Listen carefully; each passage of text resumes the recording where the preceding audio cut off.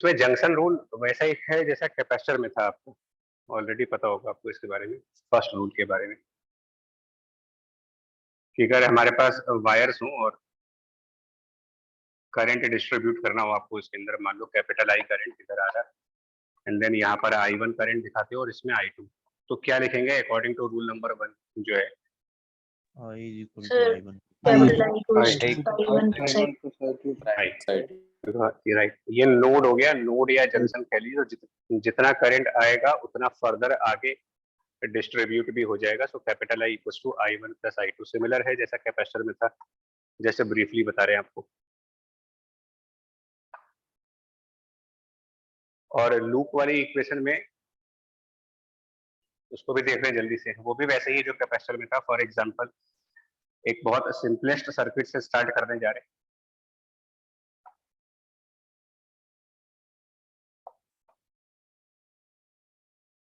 बड़ा ही simple circuit लेने जा रहे हैं। यहाँ पर एक बैटरी है जिसका ईएमएफ E1 मान लेते हैं और इस बैटरी का ईएमएफ E2, रेजिस्टेंस R1 और R2, एंड लेट्स से कि करंट का जो डायरेक्शन है वो क्लॉकवाइज है। अब इसमें लूप इक्वेशन कैसे बनाई जाएगी? तो लूप इक्वेशन में आप क्या करोगे ना, कि कुछ भी एक पॉइंट से स्टार्टिंग करें, मान ले ए पॉइंट से हम स्टार्ट कर रहे हैं, इसको ए नाम दे देते हैं, ये B point, then point C, D, E and then F.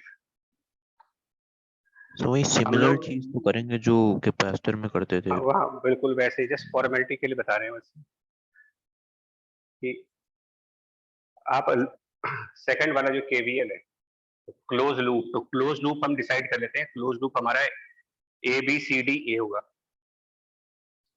जो क्लोज लूप हम लेंगे वो A B C D E F and again back to A. अब इसकी इक्वेशन कैसे बनाएंगे? देखो, ए से बी एक एक करके चलिए आप। जब आप ए से बी जाओगे तो क्या कोई पोटेंशियल डिफरेंस आएगा ए से बी जाने पे? Yes, sir. हम क्लॉकवाइज चलेंगे, तो जहां जहां कोई एलिमेंट होगा वहां वहां पोटेंशियल डिफरेंस होगा।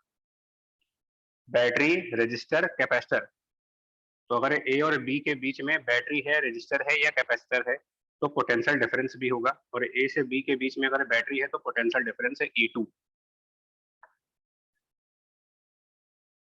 साइन क्या रखेंगे? साइन कन्वेंशन, ए से बी जा रहे हैं, ए से बी। तो अब इसमें दो तरीके के साइन कन्वेंशन मैंने पहले भी कहा था, आज मैं चेंज कर रहा हूँ। नहीं तो सर आप ये ये साइन बताओ, कन्वेंशन जो आपने पूछा इस चीज पे डिपेंड नहीं करेगा कि आप VA माइनस VB निकाल रहे हैं या VB माइनस VA। हाँ वही चीज बोल रहा हूँ, वही चीज एक्चुअली दोनों चलते हैं, दोनों ही फॉलो होते हैं। तो हम इसको देखना, अभी मेरा पहला स्टेटमेंट सुनना। अगर मैं पॉइंट ए से पॉइंट बी जा रहा हूँ तो मैं लो से हाई पोटेंशियल जा रहा हूँ या फिर हाई से लो पोटेंशियल जा रहा हूँ? पॉइंट ए बैटरी के नेगेटिव टर्मिनल से कनेक्ट है और पॉइंट बी बैटरी के पॉजिटिव टर्मिनल से कनेक्ट है, मतलब कि लो से हाई। तो हम ए से बी जा रहे हैं, इसका मतलब लोअर पोटेंशियल वाले पॉइंट से हायर पोटेंशियल वाले पॉइंट पर जा रहे हैं, तो पोटेंशियल में इंक्रीज हो रहा है हमारा। मतलब हम E2 को कह रहे हैं increase in the potential and therefore हम यहाँ पर पॉजिटिव साइन लगा रहे हैं। फिर हम B टू C जब जाएंगे, B टू C रजिस्टर है, पोटेंशियल डिफरेंस आएगा ओम्स लॉ के अकॉर्डिंग I इंटू R2, और करंट हमेशा हाई पोटेंशियल से लो पोटेंशियल जाना है। तो जो हमारा डायरेक्शन ऑफ करंट है वो पॉइंट बी से पॉइंट सी की तरफ है। इसका मतलब ये हुआ कि पॉइंट बी पर पोटेंशियल ज्यादा है और पॉइंट सी पर पोटेंशियल कम है, because direction of current is always from the higher potential to the lower potential, which means the point B and point C को जब आप कंपेयर करोगे तो B is at higher potential and C is at lower potential। तो जब आप B to C जा रहे हो तो हायर पोटेंशियल वाले पॉइंट से लोअर पोटेंशियल की तरफ जा रहे हैं, मतलब कि पोटेंशियल डिक्रीज हुआ। तो अब इसके आगे लगाएंगे एक negative sign. Then C to D, C to D is just a wire, कोई यहाँ पर रजिस्टर, बैटरी या फिर कैपेसिटर नहीं है। तो जब सिर्फ एक वायर है, कंडक्टिंग वायर, तो इनमें कोई पोटेंशियल डिफरेंस नहीं आता। ये सब इक्विपोटेंशियल पॉइंट्स होते हैं, तो C2D में 0 हो गया। ठीक है, यहाँ तक समझ में आ रहा है भाई आपको? C Yes, to D sir. तक का point. Yes, sir. Yes, Yes, sir. sir. Yes, sir. Right.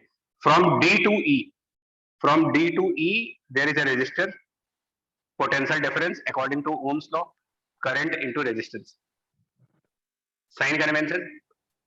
Minus. Again, हाँ, करंट जो है वो D पॉइंट से E पॉइंट की तरफ, मतलब कि D is higher potential, E is lower potential. तो D to E अगर आप ट्रेवल कर रहे हो तो हायर पोटेंशियल से लोअर पोटेंशियल ड्रॉप करेंगे, डिक्रीज हो गया, माइनस साइन। पॉइंट E से point F, from negative terminal of battery to the positive terminal of battery, E to F, negative terminal से पॉजिटिव टर्मिनल जा रहे हैं, मतलब कि लो पोटेंशियल से हाई पोटेंशियल जा रहे हैं, पोटेंशियल में इंक्रीमेंट हो रहा है, plus E1। And then F to A बताएं क्या आएगा? F to A 0 and in सबका टोटल वैल्यू 0 होगा। मतलब इस इक्वेशन को लिखते समय मैंने ये देखा है कि पोटेंशियल एक पॉइंट से दूसरे पॉइंट पर जब मैं गया, A से B या फिर B से C या फिर C से D, तो पोटेंशियल बढ़ा है या पोटेंशियल कम हो गया, उस हिसाब से साइन कन्वेंशन लिख रहे हैं। अगर पोटेंशियल इंक्रीज हुआ है तो पॉजिटिव और पोटेंशियल डिक्रीज हुआ है तो नेगेटिव, ये एक साइन कन्वेंशन है। और ऑल्टर दूसरा साइन कन्वेंशन एक और है, हालांकि दोनों से फर्क कुछ नहीं पड़ता आपका, दोनों से यही चीज आती है।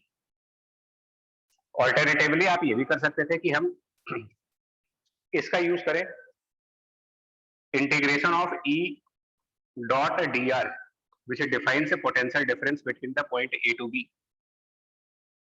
और इसकी वैल्यू भी किसी क्लोज पाथ के लिए, for any close loop integration of E dot dr must be 0 value, इसको भी लगा सकते थे।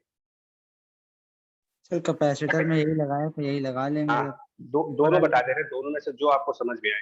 यहाँ पर ये देखा जा रहा है कि पोटेंशियल A और B में से कहां पर ज्यादा था, और इसमें हम इलेक्ट्रिक फील्ड देख रहे हैं। इलेक्ट्रिक फील्ड की डायरेक्शन लेकिन पता होनी चाहिए, और इलेक्ट्रिक फील्ड की डायरेक्शन हालांकि पता होती है, बैटरी में पॉजिटिव टर्मिनल से नेगेटिव टर्मिनल की तरफ इलेक्ट्रिक फील्ड होगी, प्लस से माइनस इलेक्ट्रिक फील्ड की डायरेक्शन। रेजिस्टेंस के अंदर इलेक्ट्रिक फील्ड करंट की डायरेक्शन में होती है, Ohm's law, J equal to sigma E, current density J is sigma times electric field, यानी जो डायरेक्शन करंट डेंसिटी की वही डायरेक्शन इलेक्ट्रिक फील्ड की। इस रेजिस्टेंस में भी जिस डायरेक्शन में करंट जाएगा वही डायरेक्शन इलेक्ट्रिक फील्ड की होगी। बैटरी के अंदर इलेक्ट्रिक फील्ड प्लस से माइनस की तरफ। अब आप A से B जा रहे हैं, इसका मतलब हम लोग इलेक्ट्रिक फील्ड के अपोजिट ट्रेवल कर रहे हैं। Moving from A to B is against electric field. Against electric field जाएंगे तो जो डॉट प्रोडक्ट है वो नेगेटिव आएगा, यानी A to B जाने पर हमें लिखना पड़ेगा minus E2। B to C जब जा रहे हैं तो moving in the direction of electric field, the dot product will be positive, plus I multiplied by R2। Similarly D to E plus IR1, और E to F, moving E to F is against electric field, negative dot product minus E1 equal to 0। फर्क इसलिए नहीं पड़ेगा कि दोनों तरफ right hand side पर 0 है। आपको बात समझ में आ रही है कि इन दोनों इक्वेशंस में तो कोई फर्क नहीं है ना, प्लस माइनस है, यहाँ माइनस प्लस है, but right hand side is 0, तो दोनों इक्वेशन सिमिलर है। तो चाहे आप ये वाला साइन कन्वेंशन फॉलो करें, चाहे ये वाला साइन कन्वेंशन फॉलो करें, ये अपनी चॉइस होती है कि हम साइन कन्वेंशन इलेक्ट्रिक फील्ड के रिस्पेक्ट में देख रहे हैं, या फिर हम साइन कन्वेंशन ऐसे देखें कि हम लो से हाई पोटेंशियल जा रहे हैं या फिर हाई से लो पोटेंशियल जा रहे हैं। और एक्चुअल में जो E डॉट dr था, इसके बारे में इलेक्ट्रोस्टैटिक में आपसे एक बात बताई गई थी कि जब आप इंटीग्रेशन करते हो E डॉट dr का, तो ये डिफाइन क्या करता है मुझे। सपोज इसकी इंटीग्रेशन में A पॉइंट से B पॉइंट तक जा रहा हूँ, तो ये क्या चीज है, हाँ, यानी ये जो माइनस E2 लिखा है मैंने, दिस माइनस E2, ये VA माइनस VB है, नेगेटिव ही आएगा फिर तो, ये माइनस E2 है। और यहाँ जो प्लस E2 लिखा है ये है एक्चुअल में VB माइनस VA, दोनों एक ही बात है। मतलब इस इक्वेशन में इनिशियल पोटेंशियल में से फाइनल पोटेंशियल को लेस किया गया है और इस इक्वेशन में फाइनल पोटेंशियल में से इनिशियल पोटेंशियल को लेस किया गया है।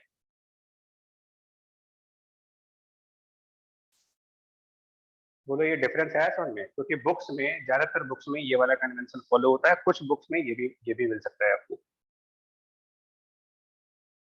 आ गया सर। किसी का Yes, डाउट? sir. हम लोग कौन सा, Yes, आप sir. एग्री करके बताओ कौन सा कन्वेंशन हम लोग फॉलो करें ताकि उससे न्यूमेरिकल करेंगे। सेकंड Second इलेक्ट्रिक फील्ड सबसे वही कर रहे हैं सर। यस सर, आदत पड़ गई है। फील्ड वाले की, राइट? Yes. ठीक।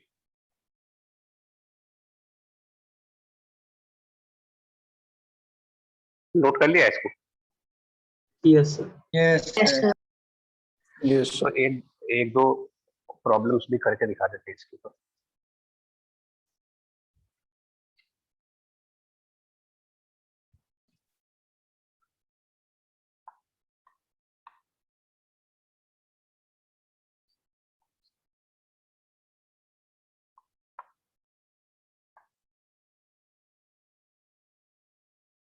ये भी सिंपल क्वेश्चन है, प्रैक्टिस के लिए है। इसमें करंट बताना है मेरे को। मान लिया हर एक ब्रांच में क्या करंट है। ये 10 वोल्ट की बैटरी है, यहाँ पर एक 2 ohm resistance, 12 volt battery, sorry इधर 12 volt battery, 4 ohm resistance and then ये 6 ओम का रेजिस्टेंस। करंट पूछा गया है, सिंपल सा क्वेश्चन है। Current in every branch, current in every branch and then उसके बाद एक और चीज पूछी जा रही है। यहाँ पर कुछ दो पॉइंट्स मार्क कर लेते हैं, ए एंड बी, इनका पोटेंशियल डिफरेंस। ये दो क्वेश्चंस हैं। Find current in each branch and then what is the potential difference between point A and point B?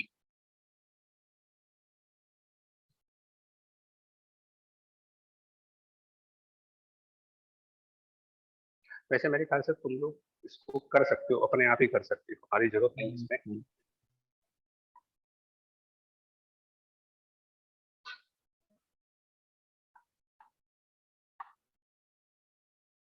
क्योंकि मैं ये बिलीव मान के चल रहा हूँ कि आप थोड़ा बहुत सेल्फ स्टडी कर रहे हो।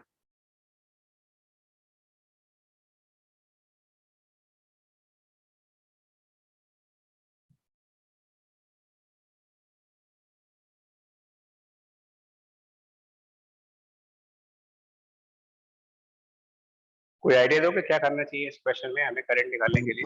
सर जो नीचे वाली जो वायर है, निकाल देंगे, आई करंट को करा देंगे, फिर केस लगा देंगे। यहाँ एक सर मिनट, दोनों लूप में अरे, अलग अलग आई मानेंगे, सेंटर वाले में नेट आई हो जाएगी सर, उसके हिसाब से दूसरा। तो इक्वेशन बनी कर लेंगे सर बिल्कुल। हाँ अब पर बोलिए। हाँ सर, नीचे वाली जो वायर है सर, तीनों जगह जीरो पोटेंशियल मान लो और सर वो ए पॉइंट पे कुछ एक्स मान लो सर, वही जो कैपेसिटर में करते हैं। और फिर सर पोटेंशियल में, मतलब यस सर, वही मेथड नोड ठीक। एनालिसिस। ठीक, तो दो आप लोग के डिस्कशन में दो मेथड आ रहे हैं। तो पहला वाला मेथड जो कि कॉमन मेथड है और वही सजेस्ट भी करते हैं हम लोग। पहले आप क्या करोगे, जितनी ब्रांचेस हैं आपके पास, जैसे ये एक ब्रांच है, ये एक ब्रांच है और ये एक ब्रांच है, इन सभी ब्रांचेस में अपने हिसाब से कोई डायरेक्शन ऑफ करंट माने। सभी ब्रांचेस में अपने अकॉर्डिंग करंट की डायरेक्शन मान लें। कोई जरूरी नहीं है कि आपको सही डायरेक्शन माननी है करंट की। आप हर एक ब्रांच में अपने हिसाब से डायरेक्शन ऑफ करंट मान ले। जो हो सकता है कि गलत डायरेक्शन ऑफ करंट हो, बट वो हमारे लिए उतना प्रॉब्लमेटिक इश्यू नहीं है। जैसे कि इस 10 वोल्ट वाली बैटरी में मैं एज्यूम करता हूं कि एक capital I current upper side पर है। डायरेक्शन ऑफ करंट हमको अपने हिसाब से एज्यूम करना है। मिडिल वाले ब्रांच में हम ये मान लेते हैं कि current small I downward side पर है। अब यहाँ पर थर्ड वाली ब्रांच की करंट आप किरचॉफ जंक्शन रूल से निकाल सकते हो। थर्ड ब्रांच में क्या करंट आएगी अगर आप नोड ए पर पहला वाला रूल अप्लाई करो, एट नोड ए। देखो मैं फिर कह रहा हूँ, मुझे नहीं मालूम कि ये डायरेक्शन ऑफ करंट सही है कि गलत है, बट मैंने अपने हिसाब से लेट किया है कि सपोज इसमें करंट ऊपर जाएगी, इसमें करंट नीचे आएगी। ये मेरा एजम्पशन है, हो सकता है गलत एजम्पशन हो, बट वो आंसर में, फाइनल आंसर में ऑटो चेक हो जाएगा। अगर आंसर आपका आई का सॉल्व करके नेगेटिव वैल्यू के साथ आ रहा होगा तो वो गलत डायरेक्शन को इंडिकेट कर देगा। बताए इस ब्रांच में क्या करंट दिखाएंगे? अगर यहाँ पर कैपिटल आई करंट फ्लो कर रहा है इस वायर में टुवर्ड्स कैपिटल आई माइनस और स्मॉल स्मॉल आई, तो जंक्शन रूल लगा करके आप तीसरे ब्रांच में दिखा सकते हो कि आई माइनस स्मॉल आई करंट जाएगा थर्ड ब्रांच में। इक्वेशंस बनाने से पहले ये एंश्योर जरूर कर लीजिएगा कि आपको हर एक ब्रांच में करंट अब दिख रही हो, हर एक ब्रांच में कुछ ना कुछ करंट की प्रेजेंस दिखनी चाहिए सर्किट। एंड नाउ इक्वेशंस बनाए, लूप इक्वेशंस। कितने वेरिएबल्स हमारे पास है करंट के? So 2 variable. 2 वेरिएबल। तो आपको 2 लूप इक्वेशन चाहिए, 2 लूप सेलेक्ट करने होंगे, 2 लूप हमें सेलेक्ट करने होंगे ताकि 2 इक्वेशंस बन जाए हमारी। हम एक ये लेफ्ट वाला लूप ले रहे हैं एंड इसको हम क्लॉकवाइज ऐसे ट्रेवल करेंगे। लूप नंबर 1 क्या इक्वेशन बनेगी इसकी लूप नंबर 1 के हिसाब से? देखिए,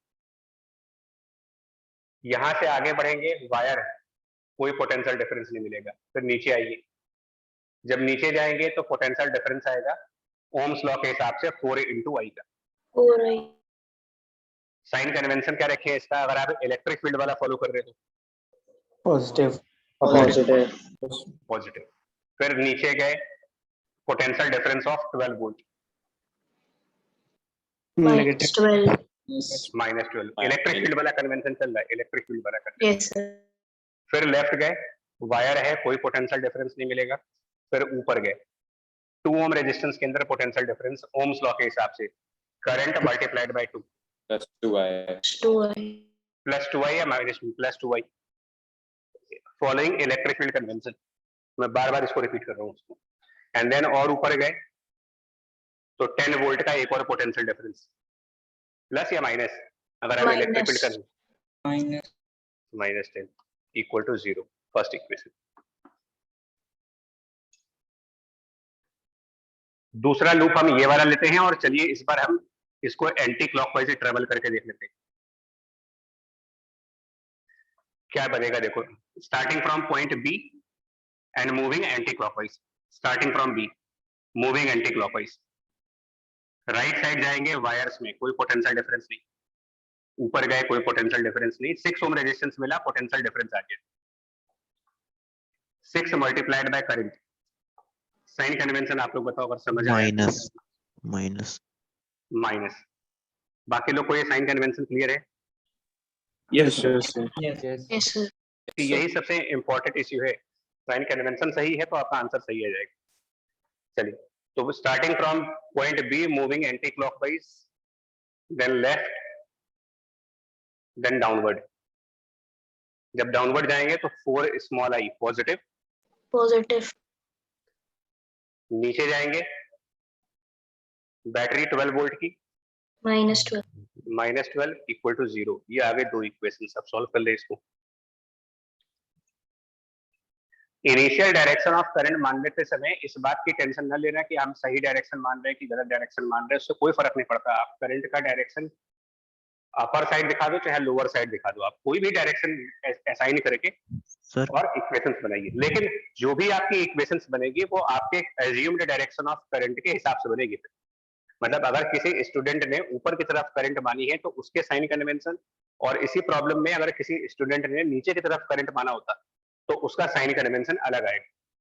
बट एंड रिजल्ट ये होता है कि सॉल्व करके आपको करंट की मैग्नीट्यूड सबके लिए सेम आएगी। 43/11 आ रही।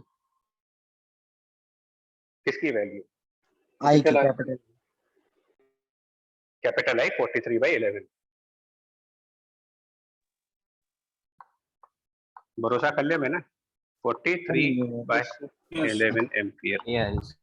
और स्मॉल आई देख लो 78/11। Yes sir.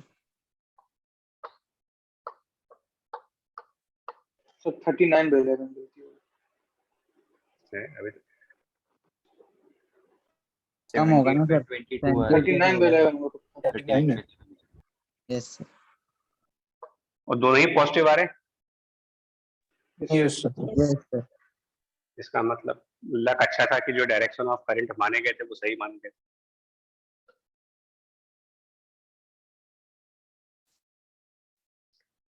बोलो बच्चा, क्योंकि इस पे मैं ज्यादा क्वेश्चन नहीं कराएंगे, असाइनमेंट भेजेंगे आज, बट Yes, क्वेश्चन sir. ज्यादा नहीं करें। Clear, sir. Yes, sir. ठीक है, Yes, बार बार sir. सर्किट बनाएंगे, बार बार हम आपको जिस लूप इक्वेशन जिसको भी समझ में आ जाएगा, सर्किट्स चाहे वो कैपेसिटर के हो चाहे वो रजिस्टर के हो, सॉल्व कर लोगे आराम से ना। सर इसमें एक क्वेश्चन मैंने, हाँ पूछो। सर आपने बोला था कि मतलब जब हम करंट को वेरिएबल मान के उसकी डायरेक्शन कुछ भी असाइन कर देते हैं, ये टेंशन ना लेते हुए कि अपने आप आ जाएगी साइन के साथ, सर मान लीजिए कोई ऐसा सर्किट है, बहुत सारे लूप्स हैं, ठीक है, मतलब हम्म, मान लीजिए मिनिमम 5 लूप्स हैं उसमें, और उसमें किसी ब्रांच में करंट का मैग्नीट्यूड गिवन है, बट ये नहीं बताया गया कि डायरेक्शन क्या है, हम्म, तो सर फिर भी ऐसा कर सकते हैं? बिल्कुल। Okay sir. किरचॉफ रूल्स की यही स्पेशलिटी है। जैसे मान लो आपसे कह दिया जाता है कि यहाँ पर करंट जो है वो 4 एम्पियर का है। अब वो 4 एम्पियर ऊपर या नीचे, आप कोई भी डायरेक्शन अगर क्वेश्चन में नहीं दिया होगा तो आप कोई एक डायरेक्शन मान करके इक्वेशन से बना दें। Okay sir. ठीक। अभी इस वजह हम पोटेंशियल मेथड को नहीं डिस्कस करने जा रहे हैं, वो बाद में करेंगे। हाँ, क्वेश्चन एक था यार, रह गया, वो डिस्कस कर लो पहले। इसमें पोटेंशियल डिफरेंस पूछा गया आपसे, मतलब इस क्वेश्चन में एक और पार्ट है, potential difference between point A and point B. 24/11 आ रहा है सर। अब इसके लिए आप ए से बी जाए, ए से बी तक ट्रेवल करिए किसी भी पाथ पर। ए से पॉइंट बी तक ट्रेवल करो किसी भी पाथ को लेकर के आप, और इसमें इलेक्ट्रिक फील्ड वाला कंसेप्ट लगाना। सपोज हम ये मिडिल वाला पाथ चूज करें, starting from A moving towards B along the middle path, तो सबसे पहले आपको मिलेगा 4 into small I positive electric field वाले कन्वेंशन से। देन इलेक्ट्रिक फील्ड कन्वेंशन लगेगा तो यहाँ पर -12। -12. अब यहाँ स्मॉल आई की जो वैल्यू सॉल्व की थी वो रख दीजिए। स्मॉल आई की वैल्यू जो निकाली गई थी, आई थिंक 39/11 बताया था शायद।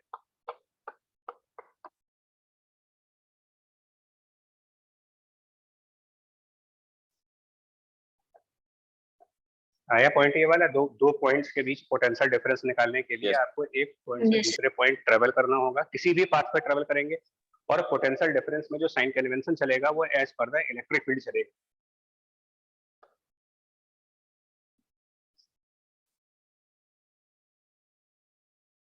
चलिए आगे मूव करते हैं।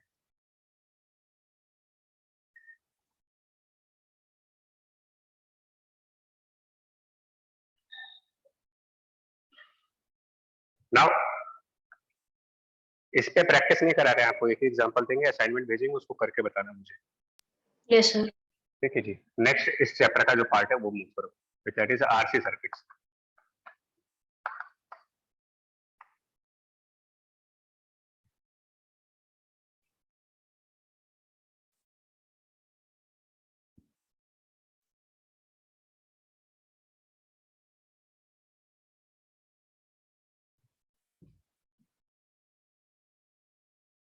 देखो इलेक्ट्रोस्टैटिक में एक बात कही गई थी यार, इलेक्ट्रोस्टैटिक में कहा गया था कि जब आप किसी कैपेसिटर को बैटरी से कनेक्ट करते हो,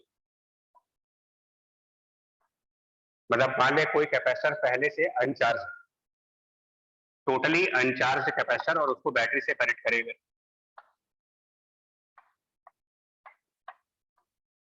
एंड सपोज आप इसको 6 वोल्ट बैटरी से कनेक्ट कर दो, इनिशियली अनचार्ज था, उसको 6 वोल्ट बैटरी से कनेक्ट कर दे, कितना चार्ज आएगा इस कैपेसिटर के ऊपर? 18 micro. 18 microcoulomb charge. इसका मतलब जिस टाइम पर इस कैपेसिटर पर 18 माइक्रोकूलम चार्ज स्टोर हो जाएगा, उसके बाद फर्दर जब हम इलेक्ट्रोस्टैटिक में ये कहते हैं कि 18 माइक्रोकूलम इसकी कैपेसिटी है, दैट मींस कि जैसे ही इस प्लेट पर 18 माइक्रोकूलम पॉजिटिव और दूसरे प्लेट पर 18 माइक्रोकूलम नेगेटिव चार्ज हुआ, उसके बाद फर्दर इस प्लेट और इस प्लेट के बीच में ट्रांसफर ऑफ इलेक्ट्रॉन्स बंद हो जाएंगे, यानी कि करंट जीरो हो जाएगी, चार्जेस फ्लो करना बंद हो जाएंगे, and the final charge on this capacitor which is 18 microcoulomb, that final movement is known as steady state. पहले आप इसको इलेक्ट्रोस्टैटिक बोल रहे थे, अब हम इसको नाम देने जा रहे हैं स्टेडी स्टेट। दो तीन छोटे कंसेप्ट और रिकॉल कराएंगे अभी। मैंने कहा था कि ये इनिशियली अनचार्ज कैपेसिटर था, उसको आपने 6 वोल्ट बैटरी से कनेक्ट किया, तो final charge on this capacitor will B 18। अगर ये पहले से कुछ चार्ज होता, मान लें capacitance 3 microfarad, already some charge होता, सपोज दैट इस पर पहले से ही आपका 6 माइक्रोकूलम चार्ज है, ऑलरेडी 6 माइक्रोकूलम पहले से ही, एंड देन उसके बाद इसको 6 वोल्ट बैटरी से कनेक्ट करें, अब कितना चार्ज आएगा इस पर फाइनल? 18 ही है 18 माइक्रो 18 ही आएगा लेकिन Yes, फ्लो sir. 12 करेगा। Yes, flow sir. 12 करेगा सर। राइट, मतलब कैपेसिटर की एक प्रॉपर्टी होती है जो उसमें कहा जाता है कि कैपेसिटर अपने पास्ट से, कैपेसिटर को अपनी पास्ट कंडीशन से कोई मतलब नहीं होता। दैट मीन्स जब उस कैपेसिटर को बैटरी से कनेक्ट किया जा रहा था तो उसके पहले उस कैपेसिटर का कितना चार्ज है उससे कोई मतलब नहीं है। कैपेसिटर जिस बैटरी से कनेक्ट होगा उस बैटरी की पोटेंशियल डिफरेंस के अकॉर्डिंग अपना फाइनल चार्ज डिसाइड करेगा। विच मीन्स अगर हम 6 वोल्ट बैटरी से कनेक्ट कर रहे हैं, ये पॉइंट इसलिए डिस्कस कर रहे हैं, हमारे पास कुछ डाउट्स आए थे। लोगों की थिंकिंग इस तरीके से होती है कि अनचार्ज कैपेसिटर 3 माइक्रोफैरेड को 6 वोल्ट से कनेक्ट करने पर 18 का चार्ज आएगा। अब अगर उसमें ऑलरेडी 6 था तो लोग ऐसे भी सॉल्व करते हैं, 6 प्लस 18 यानी कि नाउ टोटल विल बी 24। क्या ये चीज सही है कि टोटल 24 माइक्रोकूलम चार्ज आएगा? इसकी फर्क No, sir. No, No, sir. sir. नहीं आएगा, No, ये sir. कैपेसिटर की प्रॉपर्टी नहीं है। हाँ, ultimately the final charge on this capacitor will be always 18। अगर इसको आपने 6 वोल्ट से कनेक्ट किया है तो 18 माइक्रोकूलम भी इसकी लिमिट है, चाहे इसके ऊपर इनिशियली कोई चार्ज था या नहीं था। एंड इवन अगर उस कैपेसिटर पर इनिशियली 6 माइक्रोकूलम का चार्ज था इनिशियल में, एंड देन उसको बैटरी से कनेक्ट किया, बट कनेक्शन इस तरीके से किए गए कि उसकी नेगेटिव प्लेट को बैटरी के पॉजिटिव टर्मिनल से कनेक्ट करो और पॉजिटिव प्लेट को बैटरी के नेगेटिव से कनेक्ट करिए। सर अब 24 फ्लो करेगा। नहीं, हम आएगा फ्लो तो करने की बात नहीं तो कर रहे आएगा हैं। 18। मेरा सर क्वेश्चन हाँ है कि मतलब आएगा तो 18 होगा 18। कैपेसिटर पर फाइनल चार्ज अभी भी 18 दिखाओगे, still Yes, 18 the microcoulomb is the capacity is final charge. And जिस साइड बैटरी का प्लस टर्मिनल है उसी साइड पर फाइनली पॉजिटिव प्लेट होगी। कनेक्शंस करते वक्त कौन सी प्लेट किस तरफ है वो इंपॉर्टेंट नहीं है, कनेक्शंस करते वक्त प्लेट्स पर कितना चार्ज है ये इंपॉर्टेंट नहीं है। अल्टीमेटली कैपेसिटर की दोनों प्लेट पर जो चार्ज स्टोर होगा वो उसकी कैपेसिटेंस और अप्लाइड पोटेंशियल डिफरेंस पर डिपेंडेंट है। आपको कैपेसिटेंस से मतलब है और किस पोटेंशियल डिफरेंस से आप कनेक्ट करने जा रहे हो उससे मतलब है। कनेक्शन करते वक्त इनकी प्लेट्स पर क्या चार्ज था, क्या पोलैरिटी थी, वो सब कुछ बेकार है, मतलब उसका कोई काम नहीं होता इसमें। कैपेसिटर के फाइनल चार्ज को डिसाइड कर देंगे।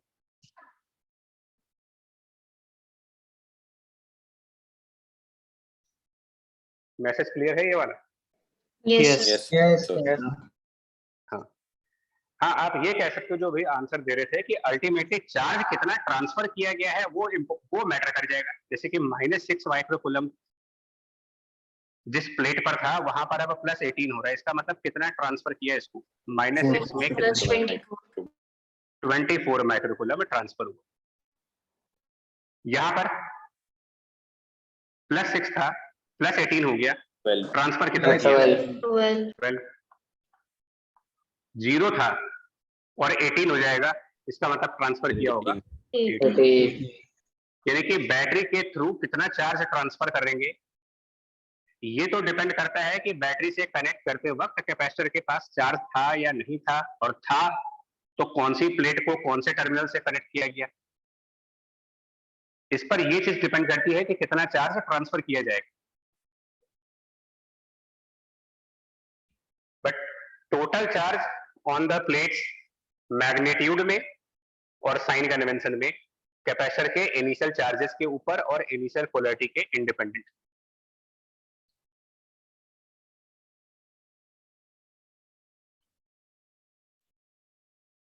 कोई कंफ्यूजन तो नहीं है स्टेटमेंट को समझने में? No, sir. No, Oh, sir. sir. दो बातें मैंने बोली है इसलिए बहुत ध्यान से कि एक चीज जो है वो कैपेसिटर की इनिशियल कंडीशन पर डिपेंड कर रही है। वो क्या चीज है? कितना चार्ज बैटरी से ट्रांसफर किया जाएगा। और क्या चीज ऐसी है जो कैपेसिटर के इनिशियल चार्ज और पोलैरिटी के इंडिपेंडेंट है? तो वो ये कि फाइनली कितना चार्ज इसकी प्लेट पर डिपॉजिट होगा।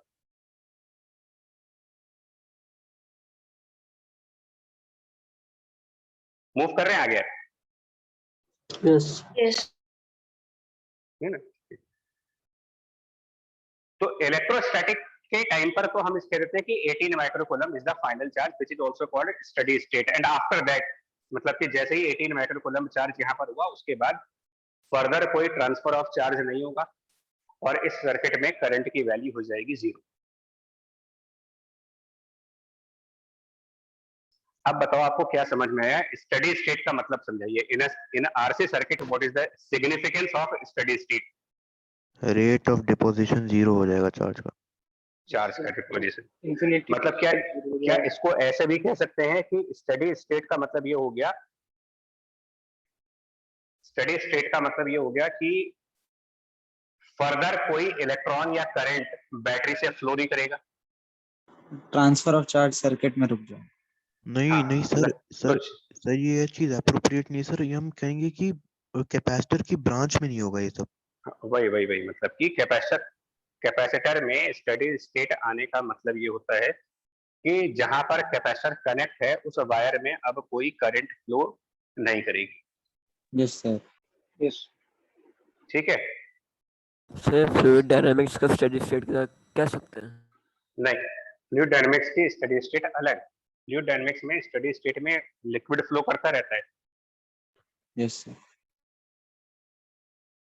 मैं इसीलिए बोल रहा हूँ कि ये 2-3 पॉइंट जो बड़े बेसिक से हैं, एक्चुअली तुम्हारे बैच में ये डिस्कस भी नहीं हुआ था, दूसरे बैच में हुआ है कि इनिशियल कंडीशंस चाहे जैसी हो, फाइनल कंडीशन सब में सिमिलर आने वाली है। 18 यहाँ भी, 18 यहाँ भी, 18 यहाँ भी, और 18 माइक्रोकूलम चार्ज आने के बाद अब कोई करंट इस कैपेसिटर वाली वायर से फ्लो नहीं करेगी। यहाँ पर इलेक्ट्रोस्टैटिक आ गया ना। इलेक्ट्रोस्टैटिक में वैसे भी कंडक्टर के अंदर इलेक्ट्रिक फील्ड होती ही नहीं है, और ओम्स लॉ कहता है कि करंट लाने के लिए आपको वायर के अंदर इलेक्ट्रिक फील्ड चाहिए, current density equals to sigma E से। तो जब यहाँ पर कैपेसिटर वाली ब्रांच में इलेक्ट्रोस्टैटिक हो चुका होगा, यानी कि इन मेटल्स के अंदर इलेक्ट्रिक फील्ड 0 हो चुकी होगी, तो इन मेटल्स में अब फर्दर करंट फ्लो नहीं कर सकता। Current density according to Ohm's law 0 हो जाएगी। इस पॉइंट के ऊपर एक क्वेश्चन दे रहे हैं आपको। स्टडी स्टेट क्लियर हुआ? डेफिनेशन है study. Yes, sir. Yes, sir. और इसके पहले वाली जो स्टेट होती है, स्टडी स्टेट आने से पहले वाली स्टेट, वो कहलाती है आपकी ट्रांजिएंट। दो तरीके की स्टेट होती है, एक होती है transient state and then second one study state. Transient state का मतलब होता है कि जो चार्ज है, charge on capacitor is a function of time variable, and study state का मतलब होता है जो चार्ज ऑन कैपेसिटर है वो एक कांस्टेंट वैल्यू पर आ जा चुका है, फिक्स्ड मान लीजिए इसको। पहले ये होगा, पहले चार्ज टाइम के साथ वेरी करेगा और एक डेफिनेट अमाउंट ऑफ चार्ज आने के बाद charge on the capacitor will be fixed, and after that आप कह सकते हो कि करंट वाया कैपेसिटर, यानी कि जिस ब्रांच में कैपेसिटर कनेक्ट हुआ उस ब्रांच में करंट की वैल्यू इक्वल टू 0 हो जाएगी। डेफिनेशन भी I equals to dq by dt है। When q is fixed, dq by dt which defines current mathematically भी 0 हो चुका होगा।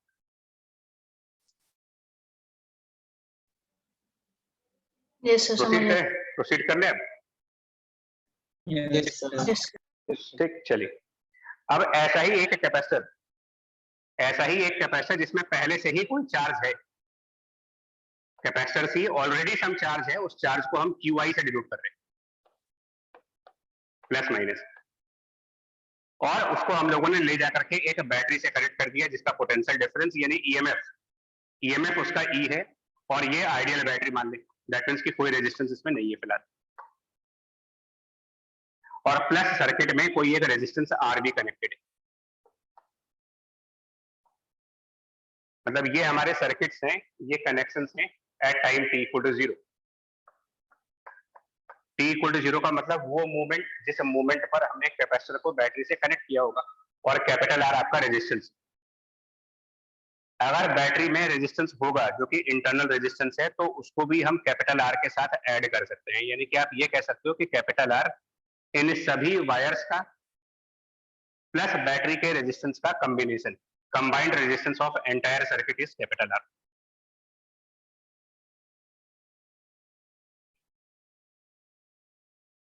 ठीक है यहाँ तक information? Yes, sir. Yes, sir. ठीक, अभी जो डिस्कस हुआ उसके हिसाब से इस कैपेसिटर का फाइनल चार्ज बताएं क्या होगा? CE final charge, right. अभी यही डिस्कस किया था मैंने आपसे कि फाइनली इस कैपेसिटर पे कितना चार्ज होगा अगर पूछा जाए तो क्लियर है उसका answer clear. That final charge on this capacitor will be according to the applied battery E plus minus CE is the final charge. Final मतलब स्टेडी स्टेट आने के बाद ये चार्ज होगा, और जैसे ही CE का चार्ज आएगा उसके बाद अगर कोई पूछे कि यहाँ पर कितनी करंट फ्लो कर रही होगी, आंसर इज 0। अब कोई करंट नहीं, नो करंट। ये हम कह रहे हैं स्टेडी स्टेट। हमें इन दोनों के बीच वाली स्टेट चाहिए जो कि ट्रांजिएंट स्टेट है, कनेक्शन और स्टेडी स्टेट के बीच वाला मोमेंट। उस समय मान लेते हैं कि इस सर्किट में कुछ करंट फ्लो कर रहा था और कैपेसिटर का जो चार्ज है वो वेरिएबल था, मतलब EMF E, रेजिस्टेंस R।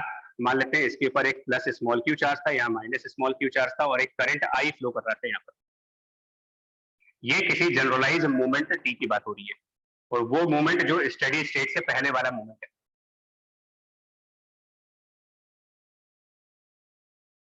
ये सिचुएशन थी जब सर्किट कनेक्ट किया गया, ये सिचुएशन है जब फाइनल मूवमेंट आ चुका है। अब फर्दर ये चार्ज वेरी नहीं कर पाएगा, कांस्टेंट हो गया चार्ज, करंट जीरो हो गया। इनके बीच का स्टेट ट्रांजिएंट। बनाइए लूप इक्वेशन क्या बनेगी यहाँ पर? इस पॉइंट से स्टार्ट कर रहे हैं, यहां से स्टार्ट करें और क्लॉकवाइज ट्रेवल करेंगे, लूप इक्वेशन बनाएंगे, इलेक्ट्रिक फील्ड वाला साइन कन्वेंशन फॉलो करने जा रहे हैं। बताना क्या लिखेंगे? माइनस E प्लस पहले Q/C। क्लॉकवाइज चलते हैं, क्लॉकवाइज। तो सबसे पहले कैपेसिटर आया, सबसे पहले कैपेसिटर, तो potential difference in this capacitor Q/C। Sign convention बताएं, इलेक्ट्रिक फील्ड वाला रूल चल रहा है। फिर कैपेसिटर के बाद नीचे गए तो रेजिस्टेंस आ गया, रेजिस्टेंस की पोटेंशियल डिफरेंस ओम्स लॉ से लिखेंगे I × R। साइन कन्वेंशन बताएं। Positive. पॉजिटिव। देन लेफ्ट जाएं, मतलब बैटरी को क्रॉस कर रहे हैं, again a potential difference which is EMF minus E, and then वापस स्टार्टिंग पॉइंट पर आ जाओ। Kirchhoff loop equation equals to 0, first equation. और सेकंड इक्वेशन एक सिंपल डेफिनेशन है, वो है relation of I and Q, current और स्मॉल q का रिलेशन, जो कि सिंपल डेफिनेशन है, current defined as rate of flow of charge, I/T defined है dq/dt, बिकॉज ये किसी आप एक पर्टिकुलर मोमेंट पे हो, इंस्टेंटेनियस करंट की बात हो रही है। इंस्टेंटेनियस करंट मतलब rate at which the charge is flowing, dq/dt। Second equation I = dq/dt। एक मैं लिख रहा हूँ, बताना अगर स्क्रीन कट हो रही होगी तो बता दीजिएगा। बोर्ड के बिल्कुल बॉटम पे लिख रहा हूँ, I = dq/dt। अब हमें इनको सॉल्व करना है, यहाँ पर अपना काम खत्म हो जाता है। इसके बाद आपकी मैथ की डिफरेंशियल इक्वेशंस काम करेगी, first order differential equation mathematics. E की पावर में कुछ आएगा। हाँ, मतलब इसके आगे अब कैलकुलस का काम है, मेरा काम खत्म हो रहा है जैसे, बट एक बार करके दिखा दे रहे क्या आंसर बनेगा। इक्वेशन 1 को एक बार डिफरेंशिएट करो, इक्वेशन 1 को डिफरेंशिएट करें। इक्वेशन 1 डिफरेंशिएट करते हैं, क्या बनेगा? देखिए 1/c, स्मॉल q डिफरेंशिएट हो गया, यानी dq/dt, plus I × R, R constant होगा, I को डिफरेंशिएट कर लेंगे di/dt, और minus EMF is a constant value, differentiation of a constant value 0 हो जाएगा, यानी ये चीज 0 हो गई। dq/dt को वापस हम I लिख सकते हैं फिर से डेफिनेशन के हिसाब से, ये सेकंड इक्वेशन से करंट I है, और इसको जब थोड़ा सिंप्लीफाई करेंगे तो आपको मिल जाएगा di/I =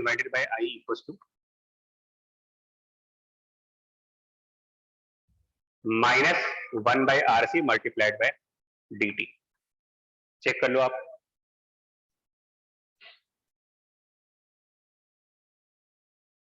यस चेक कर लो भाई, बाकी लोग ठीक है?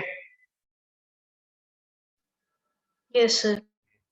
ठीक है, यस। अब इसको राइट, अब इसको जरा सॉल्व करते हैं, क्या आंसर आएगा। लिमिट्स लगा कर इधर इंटीग्रेट करेंगे, इधर टाइम को 0 से t तक, करंट की लिमिट्स मान लेते हैं, उसमें इनिशियल करंट मतलब करंट की इनिशियल वैल्यू उसको आई नॉट मानते हैं। I not means current when time t was 0। For time t equal to 0 let the current was I not and किसी जनरलाइज टाइम t पर करंट को हम small I मानते हैं। एक अब कैलकुलस भी कोई बहुत ज्यादा डिफिकल्ट वाली नहीं है, सिंपल सा इंटीग्रेशन है, कई बार अब तक क्लास 11 से लेकर यहाँ तक कर चुके हो, di/i का इंटीग्रेशन। सर इनिशियली आपने करंट 0 क्यों नहीं माना, क्योंकि तभी तो मतलब सर्किट को पूरा कनेक्ट किया गया है। करंट कभी इनिशियल मोमेंट पर 0 नहीं हो सकता, क्योंकि अगर करंट इनिशियल मोमेंट पर 0 हुआ इसका मतलब चार्ज का ट्रांसफर ही नहीं हो रहा है। नहीं सर, मतलब मैं कह रहा था उस पर्टिकुलर इंस्टेंट के लिए भी सिर्फ 0 नहीं मान सकते हैं उसको। नहीं,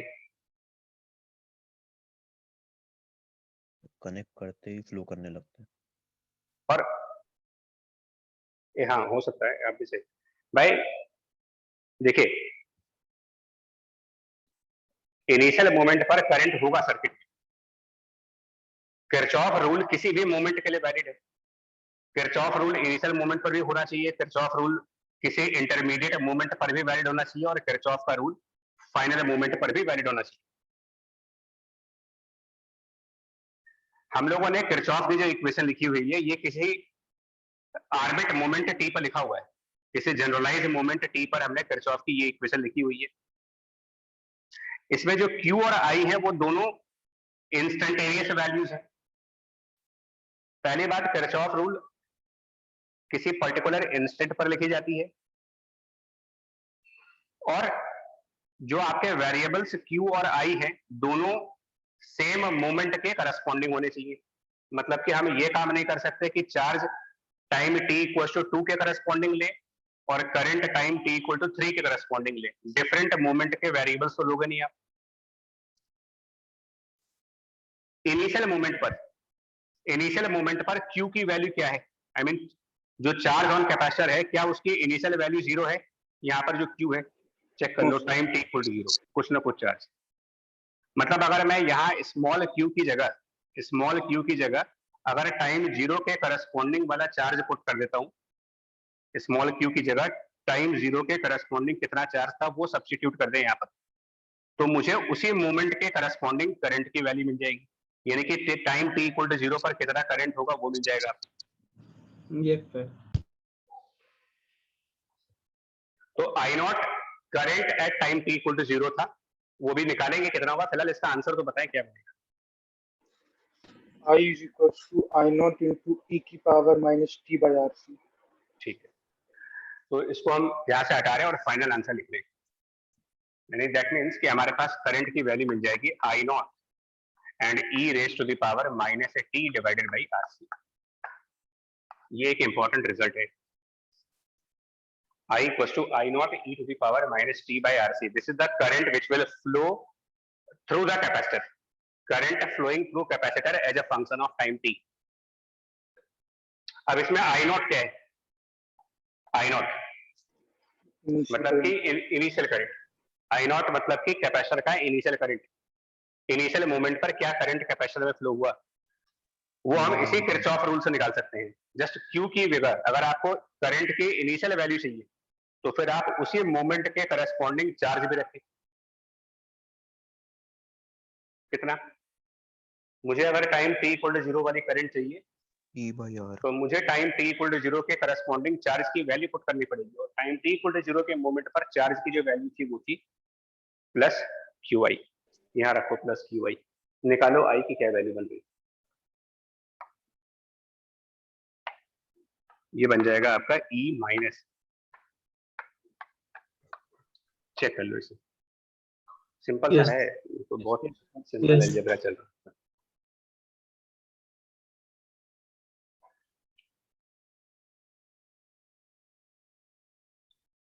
यहाँ तक बात समझ में आया आपको? Yes sir. Yes, sir. Right, तो यहाँ से एक कंसेप्ट भी समझो, क्या तरीका हुआ, मतलब हम लोगों ने क्या कंसेप्ट फॉलो किया है कैपेसिटर के इनिशियल करंट को निकालने के लिए, कौन सा रूल लगाया है। To get the initial current in capacitor rule कौन सा फॉलो किया आपने? किरचॉफ का रूल लगाइए और कैपेसिटर के इनिशियल करंट की वैल्यू मिल जाएगी।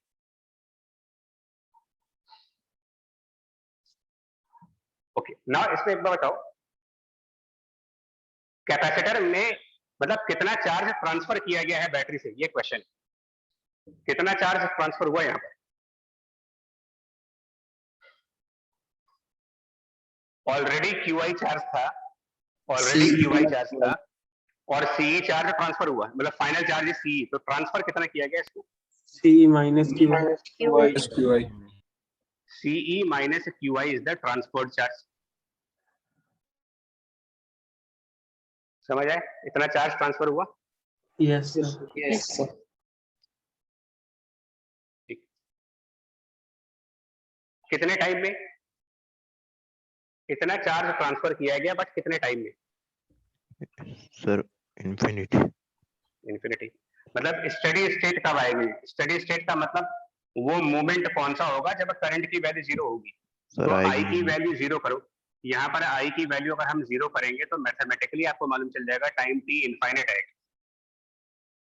Yes sir.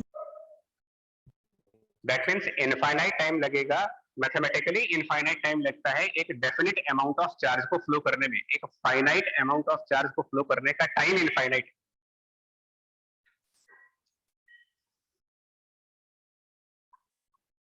That is transferred charge.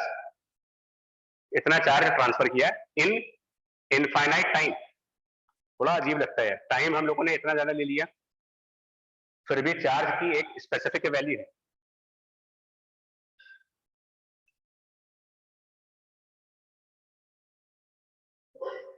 और ऐसा क्यों हुआ कि एक डेफिनेट अमाउंट ऑफ चार्ज यानी एक फाइनाइट अमाउंट ऑफ चार्ज को फ्लो करने में इनफाइनाइट का टाइम क्यों लग रहा है, इतना ज्यादा समय क्यों लग रहा है मुझे?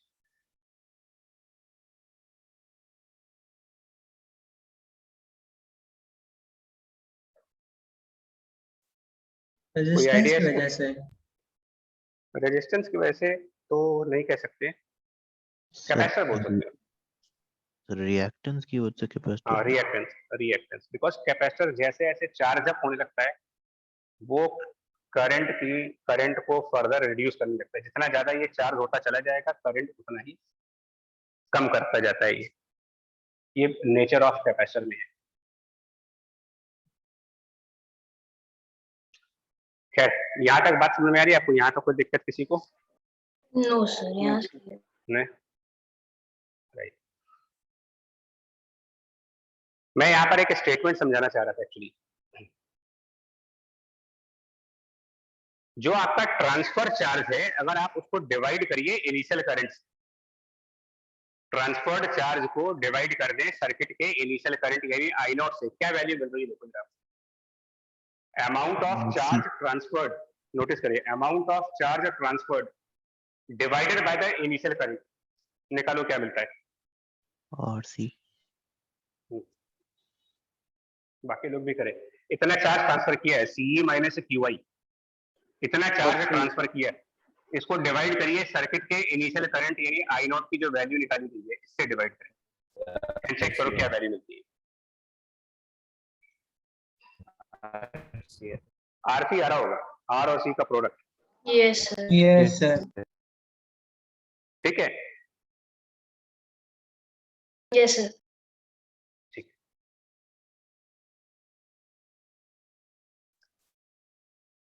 एक बात बताओ, हम लोग एक रिलेशन हम लोग क्या आप लोग भी पढ़ के आए होंगे क्लास 10th में, that charge is equal to current multiplied by time. सब लोगों ने पढ़ा होगा ये relation, charge equal to I। Yes, sir.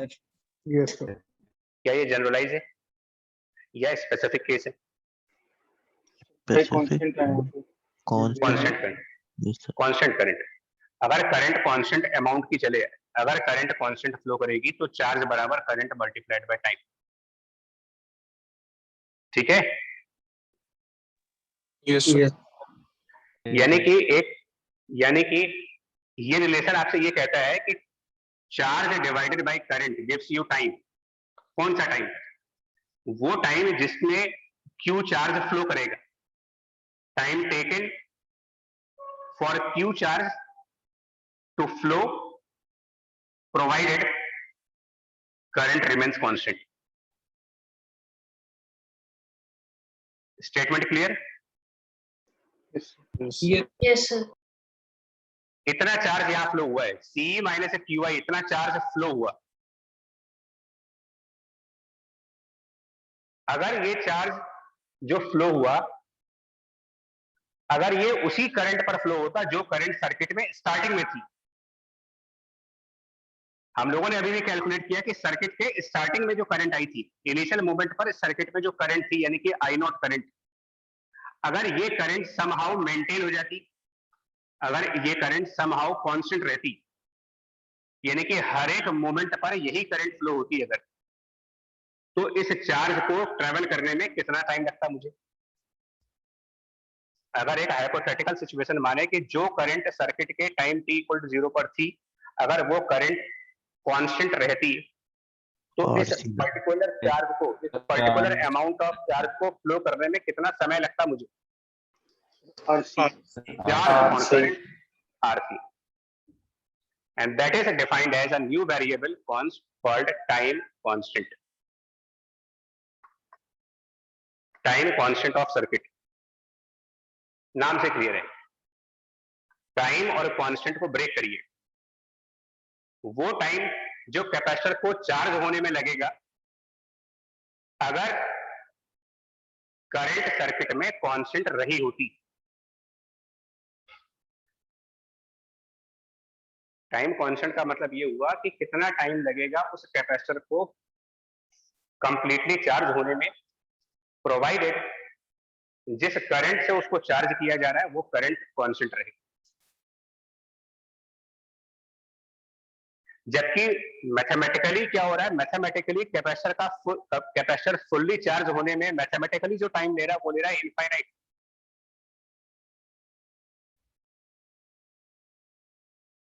ना सेकंड डेफिनेशन, टाइम कांस्टेंट को कैसे डिफाइन करोगे? Time constant of RC circuit, time पहले सुन लीजिएगा, time taken by the capacitor to time taken by the capacitor, एक बार और सुनना, चाहे उसकी इनिशियल कंडीशंस कैसी भी रही, टाइम कांस्टेंट का मतलब how much time the capacitor will take for complete charging in a hypothetical situation where the current in circuit remains constant.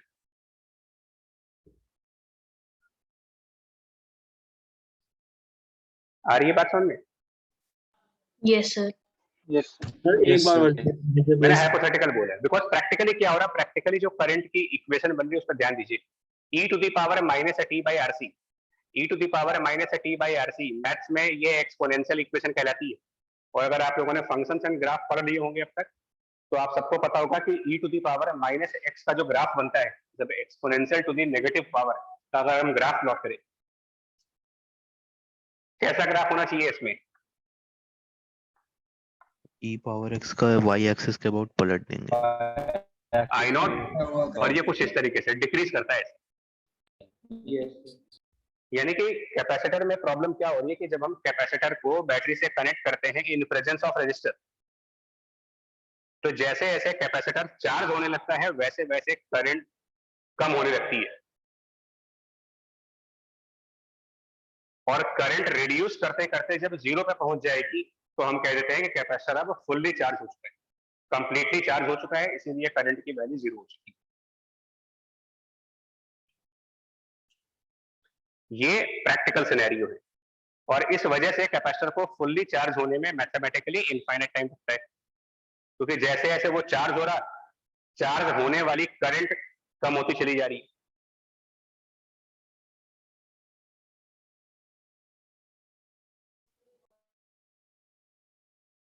और बड़ा प्रैक्टिकल भी है, आप मोबाइल चार्ज करके देखिए, 0% पे बैटरी कनेक्ट करें, 0 से 50% तक बैटरी को पहुंचने का टाइम और 50 से 100% तक पहुंचने का टाइम चेक कर लीजिए, एंड स्पेशली लास्ट के मोमेंट में 80% के बाद बैटरी के परसेंटेज बढ़ने का टाइम देखा करो, बहुत देर में होती है। और कंपेयर करो उसको इनिशियल मोमेंट पर, मतलब 0% से 20% जाने का टाइम और 80% से 100% तक पहुंचने का टाइम उसका देखा करो। बढ़ जाता है वो टाइम। Yes, sir. हाँ, तो जैसे जैसे ये चार्ज अप होने लगते हैं वैसे वैसे करंट धीमी हो जाती है, करंट कम हो जाती है, एंड फाइनली करंट जब जीरो हो जाएगी देन हम कहते हैं कैपेसिटर फुल्ली चार्ज हो चुका है, और ये स्टेट कहलाती है स्टेडी स्टेट। हमने एक वर्चुअल सिनेरियो माना है। वर्चुअल सिनेरियो ये कि अगर कैपेसिटर जिस करंट के साथ स्टार्टिंग में चार्ज होना स्टार्ट हुआ था, जब हमने कैपेसिटर को बैटरी से लगाया उस समय जिस करंट की वजह से वो चार्ज हो रहा था, अगर वो करंट कम ना होती, उतनी ही करंट मेंटेन हो जाती समहाउ, तो हमें आरसी टाइम लगता है कैपेसिटर को फुल्ली चार्ज करने, जिसको हम नाम दे रहे हैं यहाँ पर टाइम कांस्टेंट।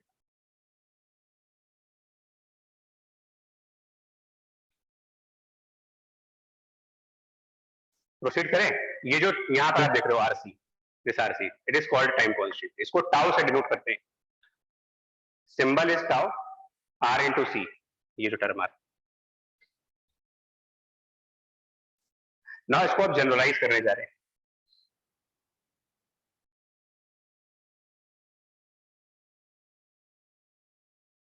यानी कि अब आप जनरलाइज ये कर दो कि current at any time t via capacitor, current at any time t via capacitor is equal to current at time t equal to 0 via capacitor into e to the power minus t divided by tau. Now it is generalized form of current through the capacitor. और tau को हम define कर रहे हैं time constant, जिसका मतलब हुआ transferred charge divided by initial current. जिसको कुछ पूछना है अभी पूछ सकते हो, वरना फिर अभी प्रॉब्लम स्टार्ट हो जाएगी इसमें। बताएं जल्दी से।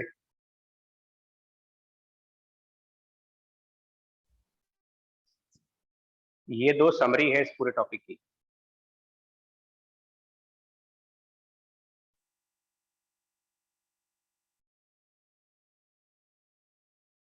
सर तो हाँ जी सर आपने वो टाउ का जो फिजिकल मीनिंग बताया था, वो बताया था कि अगर करंट कांस्टेंट माने इनिशियल वाली, तो तब जो जितना टाइम लगता है उसको फुल्ली चार्ज होने में, वो होता है टाइम कांस्टेंट।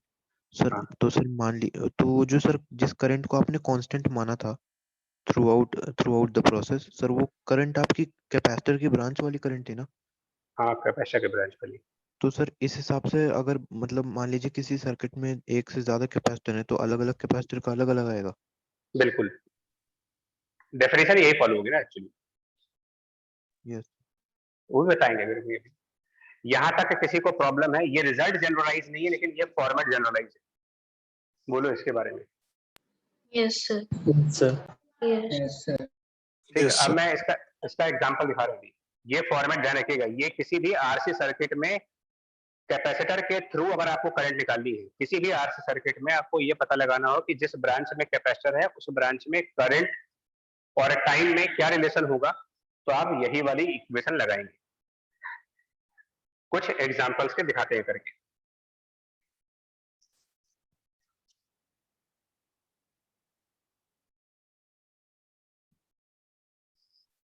फर्स्ट एग्जांपल,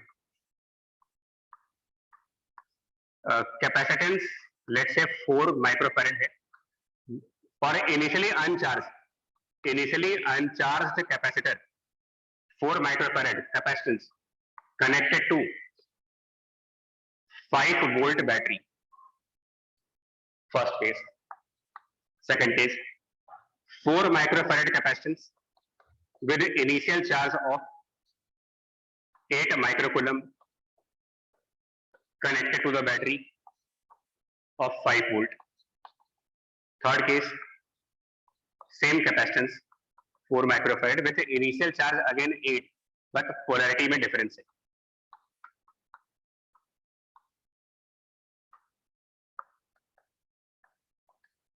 और इन सब में रेजिस्टेंस भी है एक्चुअली।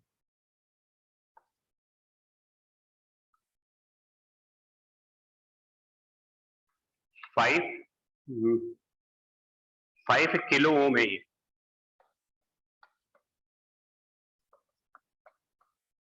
एक तो तरीका है कि आप डेरिवेशंस कर लो फिर से, एक तो प्रॉपर मेथड है, और एक है कि जो भी हमने लर्न किया उसको अप्लाई करें। इन तीनों में 3 क्वेश्चंस हैं, जल्दी से बताना है। Current as a function of time निकालते हैं, करंट और टाइम का रिलेशन यहाँ पर, करंट टाइम रिलेशन यहाँ पर, करंट टाइम रिलेशन यहाँ पर।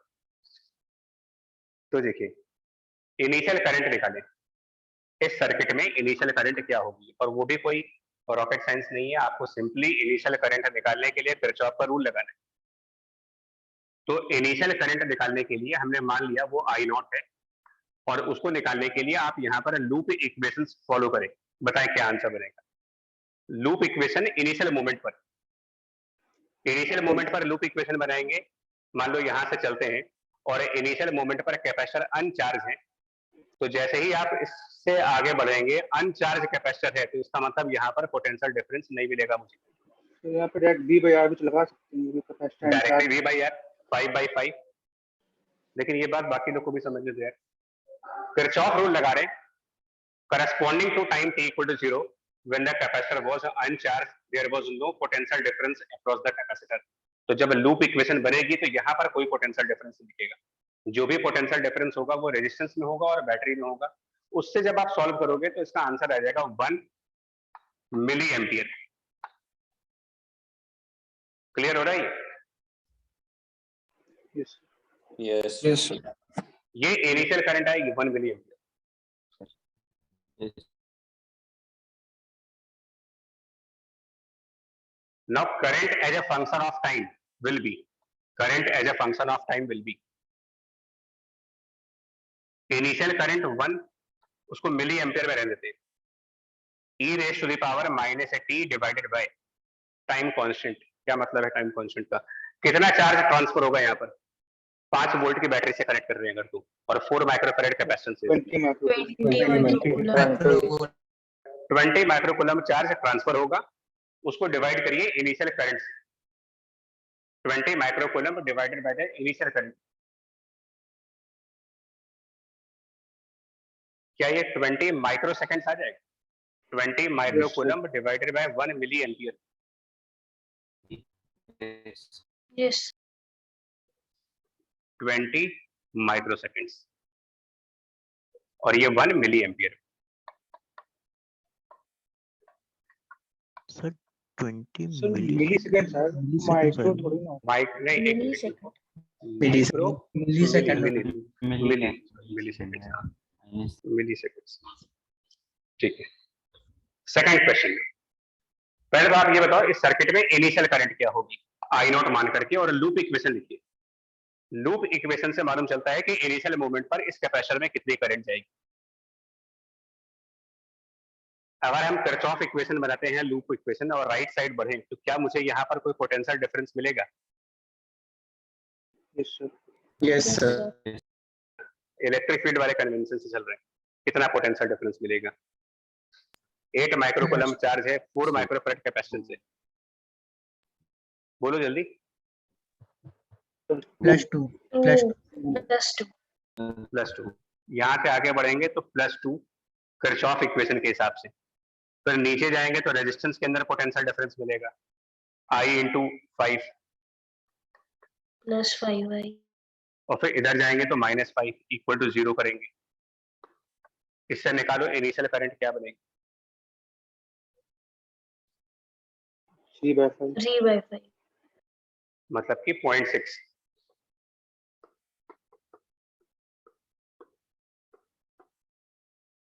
Milli ampere is the initial current.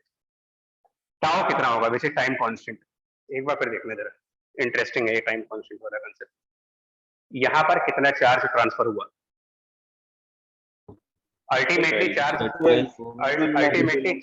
20 रहेगा। कैपेसिटर का फाइनल चार्ज उसके इनिशियल चार्ज के इंडिपेंडेंट है। Ultimately this capacitor will have 20 microcoulomb, but already it was 8 and finally 20। Transfer कितना किया हमने? 12। तो चार्ज ट्रांसफर्ड इज 12, डिवाइड करिए उसको इनिशियल करंट से। 20 MSc आ रहा है। 20 आ रहा है sir. 20 milliseconds, which is same as in the previous example. and then current as a function of time I. Initial current is now 0.6 milliampere units, बार बार ध्यान देना है, and minus t upon 20 milliseconds. यानी कि जब न्यूमेरिकल्स कर रहे होंगे तो हम टाइम को ऊपर मिली सेकेंड्स में रखेंगे, या फिर इसको मिली सेकेंड्स को 10 to the power -3 लिख दीजिए, मतलब यूनिट्स को प्रॉपर ध्यान देने।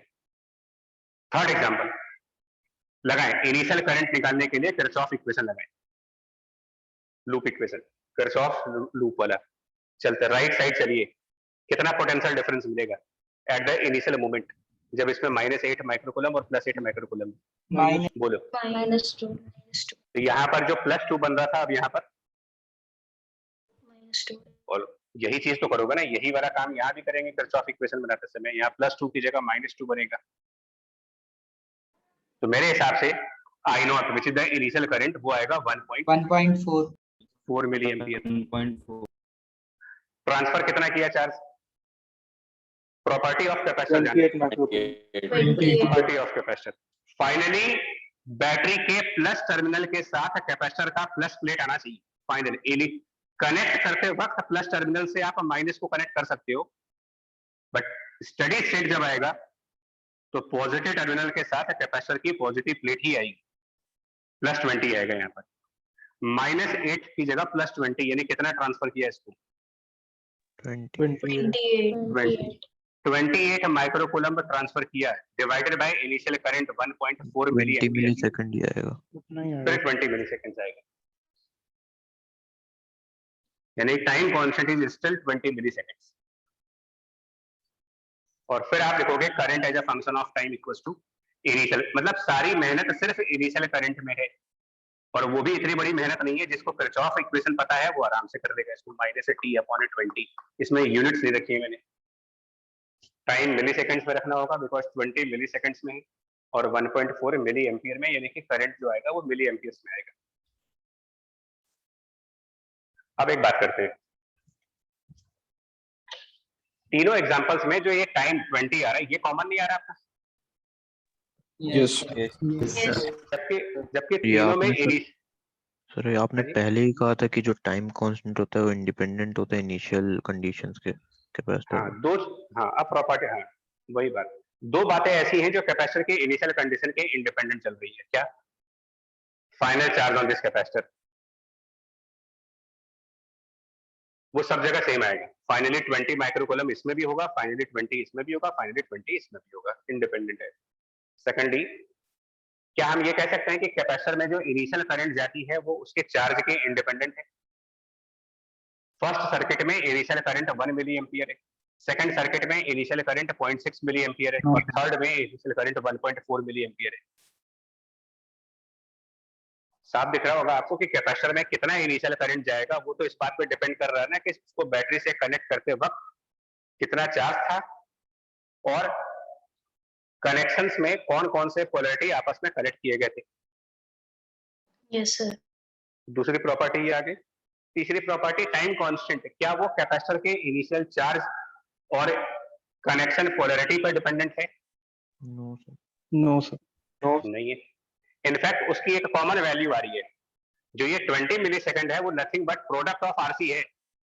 4 microfarad multiplied by 5 kilo ohm, कितना होगा ये? आर और सी का प्रोडक्ट करेगा 20। 20. फॉर्मूला में ही हाँ। था ना। इसीलिए नहीं, इसीलिए हम कह सकते हैं कि जो टाइम कांस्टेंट है अब उसको और फास्टर मेथड से निकालना है तो टाइम कांस्टेंट आप डायरेक्टली कर सकते थे, time constant is product of R and C. But ये time constant is RC when the circuit is very simple. Simple circuit का मतलब 1 बैटरी, 1 कैपेसिटर, 1 रेजिस्टर, सब कुछ एक एक चल रहा हो, यानी कि single loop circuit. A single loop circuit में टाइम कांस्टेंट की value RC. In a single loop circuit the time constant can be RC. Sir तो जो जैसे कोई सर्किट में एक सारा लूप्स है तो जो टाइम कांस्टेंट होता है वो पूरे सर्किट के लिए डिफाइन होता है या किसी एक लूप के कैपेसिटर लिए के हो लिए। सकता है? टाइम कांस्टेंट कैपेसिटर के लिए डिफाइन होता है, लूप के लिए नहीं। Yes sir. हम तो आपको इसके नाम के पीछे बता रहे हैं ना, टाइम कांस्टेंट नाम जो पड़ा वो कहाँ से पड़ रहा है, टाइम भी है और कांस्टेंट भी है, तो ये नाम क्यों दिया इसको? ठीक है पॉइंट? Yes. तो अब एक तरीके से बताओ, कैपेसिटर में current as a function of time निकालने के लिए हमारी सिर्फ एक मेहनत नहीं बची, सिर्फ एक ही स्टेप तो करना है, वो है इनिशियल करंट निकालना, Yes, sir. Yes. और वो भी किरचॉफ रूल से निकल जाएगी। यानी कि अब जब क्वेश्चंस करना होगा तो बगैर कैलकुलस में गए, बिना कैलकुलस का यूज किए हुए हम कैपेसिटर की करंट निकाल सकते हैं, और जब करंट निकाल देंगे तो हम बाकी चार्ज भी निकाल सकते हैं उसका। जैसे कि मान लो आपसे कहा जाए कि सेकंड वाले क्वेश्चन में या फर्स्ट वाले क्वेश्चन में, एक बार देखो, ये था 1 e raised to the power -t/20 units पे ध्यान देंगे, करंट निकाल लिया। अब आपसे कोई कहे कि इसका charge as a function of time चाहिए आपको, यहाँ पर charge as a function of time चाहिए, यहाँ पर charge as a function of time चाहिए, क्या ये सब निकाला जा सकता है? dt करके इंटीग्रेट कर कर देंगे उसको। Integrate करें। हाँ, इसलिए मैंने आपको ऑब्जेक्टिव मेथड दिया कि current as a function of time निकालना ऑब्जेक्टिव अप्रोच है। dq by dt कर दीजिए, I = dq by dt, और एक इंटीग्रेशन करते ही आपको चार्ज भी मिल जाएगा, हालांकि उसका भी ऑब्जेक्टिव बता रहा हूं। दो बातें हो गई, current as a function of time and the time constant. मैं फिर रिपीट कर दूं, टाइम कांस्टेंट आरसी जनरलाइज नहीं है, time constant RC is valid only when the circuit is a single loop circuit.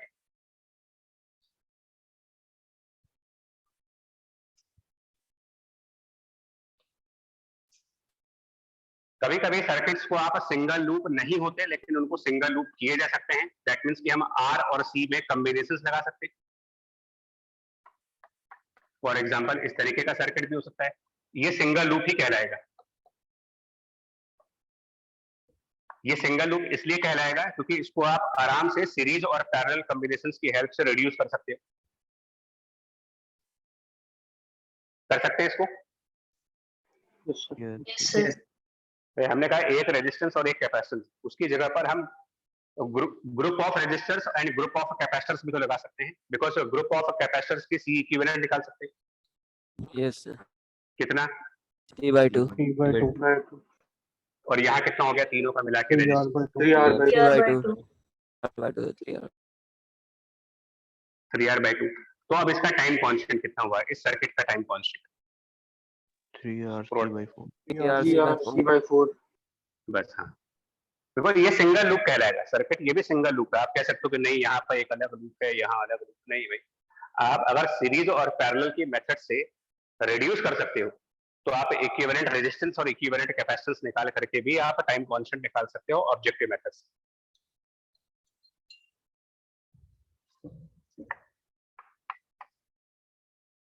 और आगे प्रोसीड कर रहे हैं।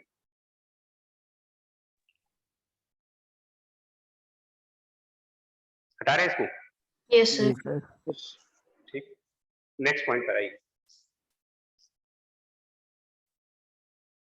सर अगर बैटरी एक से ज्यादा है तो आरसी से नहीं निकाल सकते ना फिर? नहीं, आरसी के लिमिटेशन बता रहा हूँ आपसे, दो मैंने बता दिया, उसके पहले आगे बढ़ रहे हैं। यस। एक चीज और बता, सिंगल लूप सर्किट कंप्लीट कर लें दो आज। सिंगल लूप सर्किट में now charge on the capacitor as a function of time by objective method, क्या बनेगा? करंट का निकाल लिया, अब charge on the capacitor as a function of time by objective, यानी कि बहुत ही लेस टाइम के अंदर कैलकुलेट करना हो। ईएमएफ रेजिस्टेंस और कैपेसिटर पर चार्ज है, इनिशियल चार्ज है क्यूआई का, टाइम t = 0। t = t पे केवीएल लगा दें। हाँ, नहीं, अब केवीएल वो तो डेरिवेशन तो करेंगे ही, मैं चाह रहा हूँ एग्जाम में जब हम बैठे हों तो हमारा टाइम कम लगे। सबसे पहले करंट बताने क्या होगा, करंट की इक्वेशन अभी समझ में आ चुका है। ये initial current e to the power -t/RC, सही है ये चीज? Yes, sir. Yes, sir. Yes sir. dq by dt, I बराबर है dq by dt। अभी तो डेरिवेशन कर लेता हूं, बट वैसे भी समझा देंगे। इसको dt को इधर लेके जाएंगे, इंटीग्रेट करेंगे, क्या लिमिट रखेंगे यहाँ पर? dq बराबर I0 e to the power -t/RC और साथ में dt। टाइम 0 से t, चार्ज की लिमिट है इनिशियल QI चार्ज से QI से QF Q फाइनल नहीं, मतलब जनरलाइज करने जा रहे हैं, किसी जनरल टाइम t के करस्पॉन्डिंग कितना चार्ज होगा। ये भी एक नॉर्मल इंटीग्रेशन है, बट इधर वाला इंटीग्रेशन सही से करना, e to the power minus T by R C का इंटीग्रेशन प्रॉपर तरीके से करिएगा।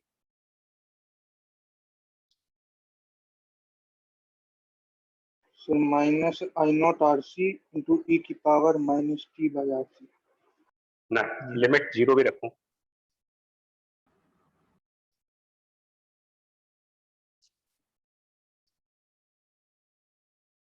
मैं बता रहा हूँ क्या आएगा ना, q upon Q I phi naught RC into 1 minus e की power minus T by RC. Yes sir।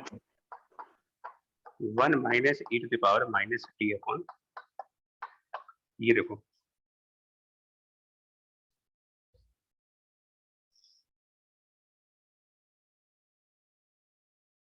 Math भैया इम्प्रूव करो, मैथ में ना हम कर कह रहे हैं, बोलो सही है कि नहीं?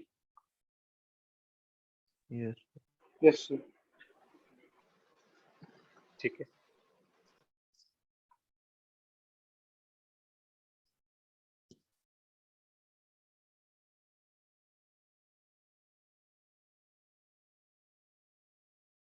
इधर इधर गड़बड़ है यार, कहाँ सही है? इधर क्या आएगा? Q माइनस क्यू आई है। Q माइनस आई होगा ना, QI।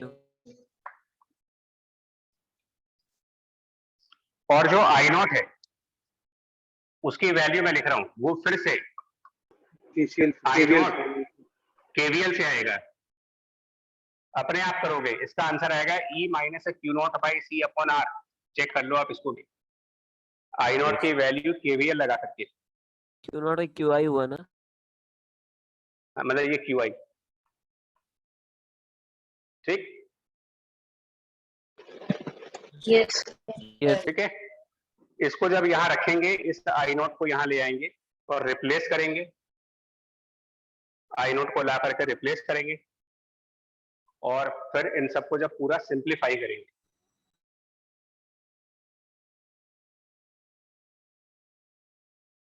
QI का टर्म चला जाएगा, RC का चला नहीं टर्म जाए, नहीं जाएगा, नहीं जाएगा, नहीं जाए, चला नहीं नहीं जाएगा, सर, वही एक बच बचेगा। जाएगा सर, वो Q I into E RC। Power minus T by tau बच जाएगा। हाँ, मैं इसीलिए वेट कर रहा हूँ, ये सब कुछ जब आप सिंप्लीफाई कर लोगे, मैथ वाला पोर्शन संभालो यार। तो मैं लास्ट रिजल्ट दे रहा हूँ आपको, आंसर ये आएगा Q बराबर Q I e raise to the power minus t divided by R C plus CE 1 minus e to the power minus T upon R C. तुम्हें थोड़ा टाइम लगेगा इस पर पहुंचने में। Yes sir यही है। Yes sir.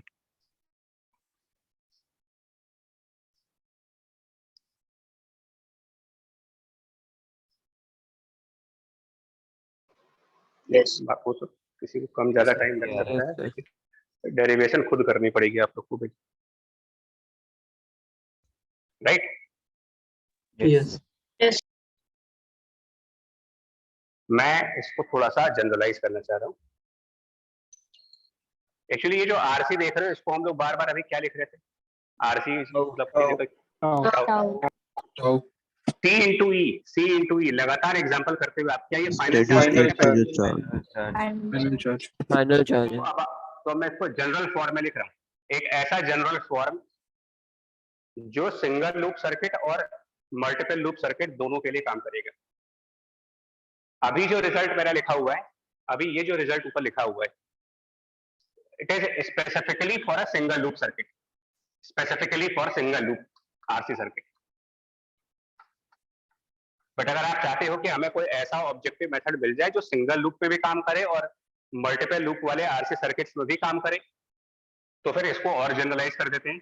Q बराबर Q initial e to the power minus T upon time constant, instead of CE it is the final charge on capacitor and 1 minus e to the power minus t upon tau। अब इसकी application जल्दी से दिखा दे।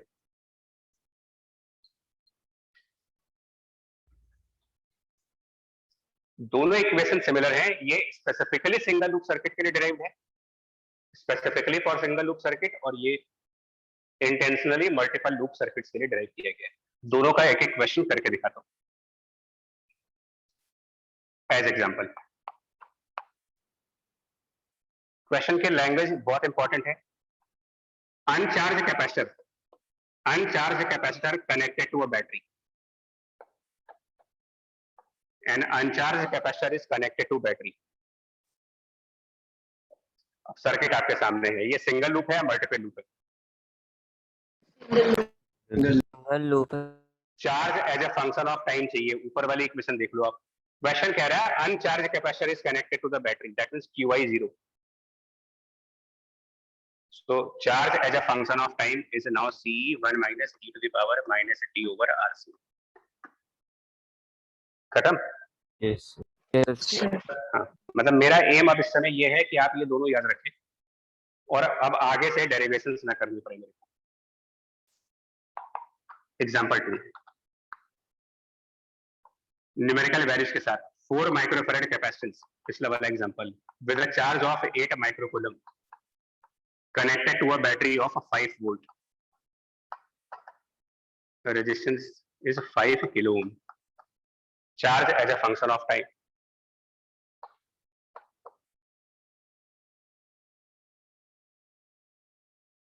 So initial charge 8, QI 8 microcoulomb है, 8 microcoulomb e to the power minus t over RC 20, लेकिन मिली seconds में, तो 20 into 10 to the power -3 कर देते हैं। अब ये सेकेंड्स में हो जाएगा, प्लस C इंटू ई मतलब 20। चार्ज को माइक्रोकूलम्स में कैलकुलेट कर रहे हैं, 20 और ब्रैकेट में 1 minus e to the power -t upon again 20 into 10 to the power -3। ठीक है, यहाँ तक बोलो। yes, Yes, ठीक, तीसरा एग्जांपल, मतलब अब डेरिवेशन करने ना बैठ जाना, कहीं डेरिवेशन करने बैठ गए तो इसका मतलब फिर आप अननेसेसरली 5-10 मिनट खराब करोगे और पहुंचोगे यहीं तक। तो ना अब आपको करंट की इक्वेशन के लिए कोई डेरिवेशन चाहिए, ना चार्ज की इक्वेशन के लिए कोई डेरिवेशन चाहिए। Example 3, 4 microfarad capacitance, same data है, 5 kilo ohm resistance with initial charge -8 microcoulomb on the left side, different polarity is connected. ये इनिशियल कंडीशंस है। बताना क्या इक्वेशन बनेगी अब? सर जो आपने बनाया बस सेम बनेगी, बस -8 हो जाएगा आपका सेट। कहाँ -8 कर दे? सर हाँ यहाँ पे Q initial. बस यहाँ पर -8 कर दीजिए। इसका मतलब ये जो Q इनिशियल है ये साइन सेंसिटिव है, यहाँ पर आपको साइन चेक करना पड़ेगा। कनेक्शन करते वक्त अगर कैपेसिटर की पॉजिटिव प्लेट को बैटरी के पॉजिटिव टर्मिनल से कनेक्ट किया था तो QI पॉजिटिव रखेंगे। कनेक्शन करते वक्त कैपेसिटर के नेगेटिव प्लेट को बैटरी के पॉजिटिव टर्मिनल से कनेक्ट किया था तो QI को नेगेटिव रखेंगे। तो यही आंसर आएगा, पूरा यही वाला आंसर बनेगा, बस यहाँ पर 8 के आगे नेगेटिव साइन लगाएगा, -8 और बाकी सब कुछ एज इट इज चलेगा। Yes, sir. यहाँ तक ठीक है, बोलिए। Yes. Yes. yes, sir. यही तीन पॉसिबिलिटी है, या तो आप अनचार्ज कैपेसिटर कनेक्ट करोगे या फिर चार्ज वाला करोगे, और चार्ज के अंदर 2 पॉसिबिलिटी है, प्लस को प्लस के साथ या माइनस को प्लस के साथ। इसके अलावा सिंगल लूप सर्किट में और कोई पॉसिबिलिटी है ही नहीं। तो जब हमारे सारे एग्जाम्पल सामने हो रहे तो तुम्हें अब इसके बाद भी अगर गलतियां करें तो फिर एक एग्जाम्पल मल्टीपल लूप सर्किट का जल्दी से दिखाते हैं। Battery of EMF E with resistance R, another resistance R, और in parallel a capacitor C। छोटा सा एग्जाम्पल है।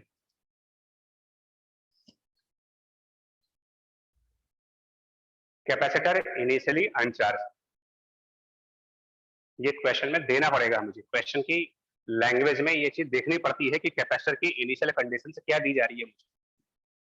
इस क्वेश्चन में कह रहे हैं कि capacitor is initially uncharged, now find the charge on capacitor as a function of time. Capacitor initially uncharged, now find the charge on the capacitor as a function of time.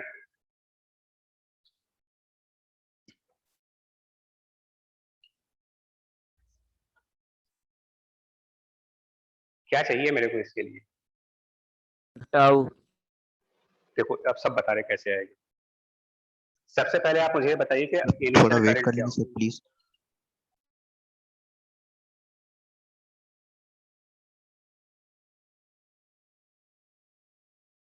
हाँ sir हाँ sir हो गया sir. Sir इसमें एक doubt है कि हाँ, थोड़े दिन एक पहले किसी ने कहा था कि रेजिस्टेंस अगर पैरेलल में लगे होंगे तो सारा हाँ। करंट वहां से चला जाएगा जहाँ पे रेजिस्टर नहीं लगा है। हाँ तो सर ऐसा यहाँ पे नहीं होगा, मतलब कि पहले कैपेसिटर में कुछ चार्ज जाता रहेगा, तो जब फुल्ली स्टार्ट हो जाएगा तब दूसरी जगह जाएगा। बिल्कुल होगा, बिल्कुल होगा यार। रना हो गया भाई? Yes sir. चलिए सर बाकी लोग देखें। एक मिनट आंसर ना दो, बाकी लोग सुनिएगा। सबसे पहले इनिशियल करंट निकालनी है। पहला काम करते हैं, इनिशियल करंट क्या होगी। मान लेते हैं बैटरी से जो इनिशियल करंट गया वो कैपिटल आई गया। अभी अभी बताया था आपसे कि आप जितनी ब्रांचेस है सब में कुछ ना कुछ करंट मान ले, है ना। सपोज कैपेसिटर में स्मॉल आई गया तो बचा हुआ करंट यहाँ चला गया। ये सब इनिशियल मोमेंट पे है, at time t equal to 0। Loop equation बनाते हैं, हालांकि कुछ लोगों को डायरेक्ट भी हो जाना चाहिए। ये छोटा वाला लूप लीजिए जिसमें R और C लगे, RC वाला लूप। स्टार्ट करेंगे इस पॉइंट से जहां पर चौक रखी गई है और क्लॉकवाइज डायरेक्शन में चलिए। Starting from this point in this smaller loop in clockwise direction. यहां से स्टार्ट करेंगे, आगे गए, यहाँ गए, अनचार्ज कैपेसिटर लगा रखा है, 0 कोई पोटेंशियल डिफरेंस नहीं मिला। यहाँ गए, कोई पोटेंशियल डिफरेंस नहीं मिला। ऊपर गए, करंट के अपोजिट, तो minus of capital I minus I into R and it should be 0। ये बात समझ में है कि यहाँ पर हमने पोटेंशियल डिफरेंस क्यों नहीं कंसिडर किया है क्वेश्चन में। Yes, sir. Yes sir. Charge. तो इससे एक बात साबित हो गई कि कैपिटल I बराबर स्मॉल है। सिंपल सा हो गया ये। Yes, sir. ठीक। Yes, sir. हम एक्स्ट्रा माइंड पे बर्डन नहीं देना चाह रहे। जब किरचॉफ की इक्वेशन है तो लगाओ उसको, हम अननेसेसरली ओवर थिंकिंग क्यों करने जाए इसमें। उसके बाद एक और लूप चाहिए होगी, तो अब हम यहाँ से स्टार्ट करें जहाँ कैपिटल I लिखा हुआ है। यहाँ से हम क्लॉकवाइज डायरेक्शन में चलेंगे इस रेजिस्टेंस की तरफ, तो I इंटू R। देन हम कैपेसिटर वाले साइड से चलेंगे जहां पर कोई पोटेंशियल डिफरेंस इनिशियल मोमेंट पर नहीं होगा। देन यहाँ गए, फिर यहाँ गए, फिर यहाँ गए, फिर वापस बैटरी में आ गए, माइनस E बराबर 0। इससे हम कैपिटल I निकाल सकते हैं, E बाई R। हालांकि जिनको शॉर्ट सर्किटिंग का आइडिया होता वो पहले भी निकाल सकते थे इसको।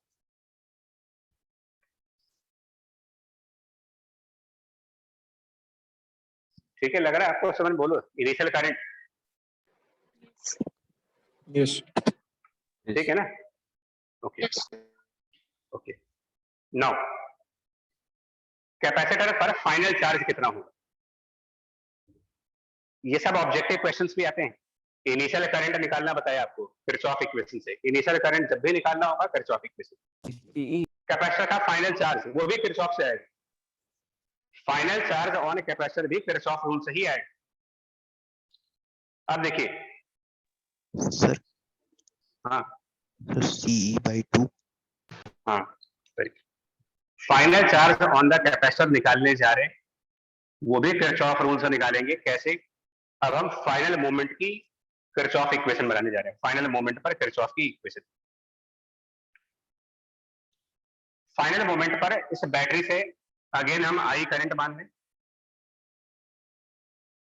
लेकिन एक प्रॉपर्टी कैपेसिटर की डिस्कस हो चुकी है। फाइनल मोमेंट का मतलब वो मोमेंट जब कैपेसिटर वाले ब्रांच में करंट नहीं जाएगी। Yes sir. इसको यस तो फिर ये कैपिटल I कहाँ जाना चाहिए? फाइनल मोमेंट आने का मतलब आप कैपेसिटर जिस साइड पे है वहां पर करंट नहीं जाना चाहिए, रेजिस्टेंस के थ्रू जाएगा पूरा। तो ये I ऐसे जाएगा। तो इसको निकालने के लिए तो डायरेक्ट आप लूप इक्वेशन से बता सकते हो कितना आंसर आएगा। फाइनल मोमेंट पर कैपेसिटर पर चार्ज तो होगा, ये ध्यान रखिएगा। Finally there will be charge on the capacitor but no current will flow through the capacitor because charge अपनी मैक्सिमम वैल्यू पर। सर सीरीज में आ जाएंगे सर।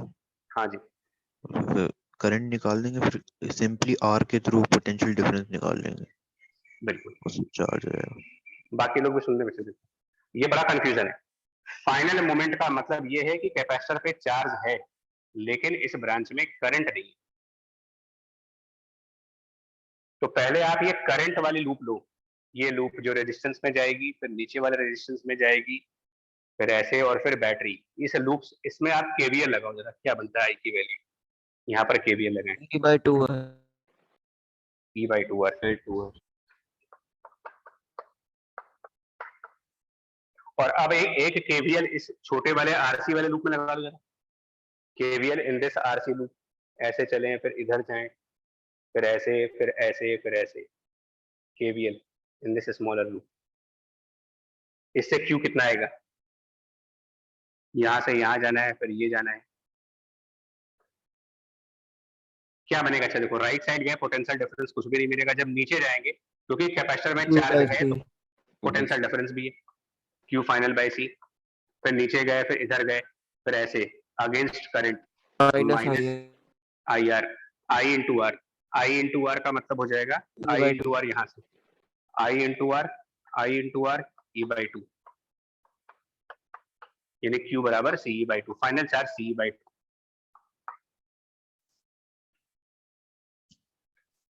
हम एक एक करके स्टेप सॉल्व कर रहे हैं। Q initial is 0 given in the problem, Q final solve हो गया। Tau amount of charge transferred to the capacitor क्या रहा? अगर ये इनिशियली अनचार्ज है और फाइनली इसके पास CE/2 चार्ज है, तो कितना चार्ज यहाँ ट्रांसफर? E/2 और divided by the initial current. यहाँ पर इनिशियली क्या करंट गई थी इस ब्रांच में? Initial current E/R। Final charge यानी कि charge transfer to the capacitor divided by the initial current निकालिए, वो टाउ की वैल्यू। RC